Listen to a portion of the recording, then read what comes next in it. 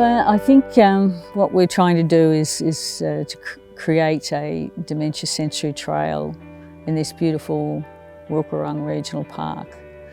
A park that is here really for people of all abilities, and something that I think is going to generate even more interest in Ballarat becoming a more dementia-friendly city.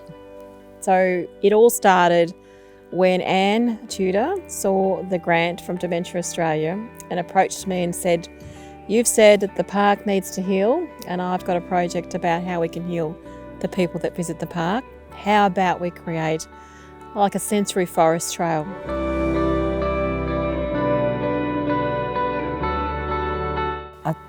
I think just capturing the diverse range of people, I think, has been the success of it. And when it's coming from the community, I think the drive keeps there and the push is there because there's a real need from people's experiences. The landscape architects have sort of captured a whole lot of ideas from a whole lot of different people about how we get here, how you walk through, how you look, and what sort of things can be done in a landscape sense. And yet, one of the things we wanted to see was we wanted to keep the wildness of the natural environment here. So we haven't trampled, we've actually worked with the natural environment. I think because the community is so enthusiastic about the project and the community has a real buy-in with it, that there's such a great opportunity for it to be successful, as well as the tremendous work by Parks Victoria and the Dementia Alliance. It is meaningless to create something or to have something for people with dementia if people with dementia aren't at the centre of it.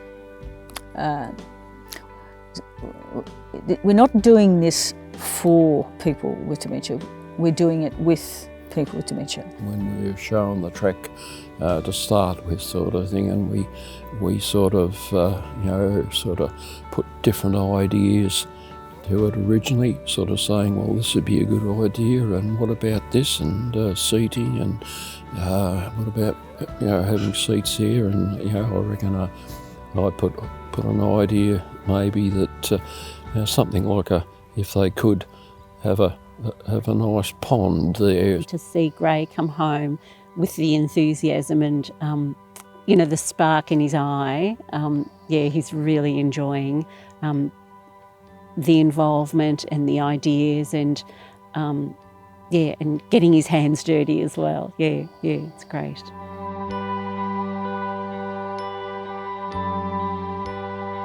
Just to go for a walk, non-threatening, just to be quiet and listen and to observe and to be at peace, I think it's just wonderful. And the fresh air always makes us sleep well as well. So being in a forest, being amongst the trees, listening to the birds, and I think we can hear some frogs right now, they're just points of interest for people to stop, listen, be in the moment, but also reflect and share with each other stories that they have or memories that they have. And it is a very calming environment to do that. There's no worries here. So part of my job is to work as an advocate for people with disability and counsel. And we have something called a trail rider. And I heard about the fabulous plans happening at Woowookarung Regional Park and around the Dementia Trail. And I thought that would be a perfect opportunity for the trail rider to be used a lot more. People who live in the city just don't see these things and they don't experience it.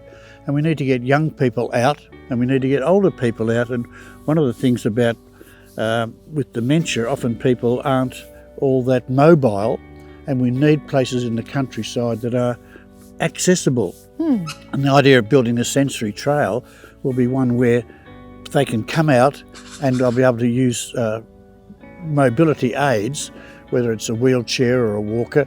And we just discovered these trail riders, and I think the local council has one and one of the neighbouring councils has one, so that people can actually borrow them and take their person who has dementia or disability out and they can experience it. Why would you want to stay inside on a day like today? Today's beautiful. Absolutely.